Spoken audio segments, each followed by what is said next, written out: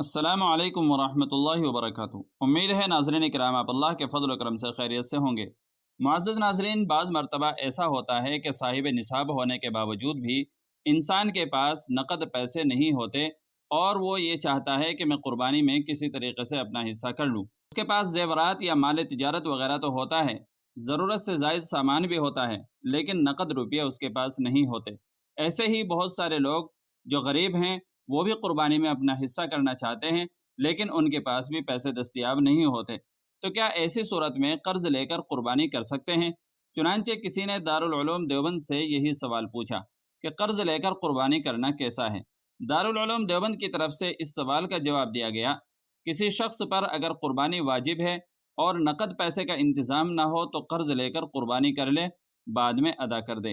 اور اگر واجب نہیں بھی ہے لیکن وہ نفلی قربانی کرنا چاہتا ہے اور نقد روپے موجود نہیں ہے تو بعد میں ادا کرنے کا انتظام ہونے کی صورت میں قرض لے کر قربانی کرنے میں حرج نہیں ہے، اگر آسانی سے قرض دینے والا مل جائے اور اپنے پاس بعد میں ادا کرنے کی وسعت ہو، ورنہ وسعت نہ ہونے کی صورت میں مقروض ہونا ٹھیک نہیں ہے، پھر قربانی کے لیے قرض نہ لے۔ واللہ تعالی عالم۔ دارالفتہ دارالعلوم دیوبند۔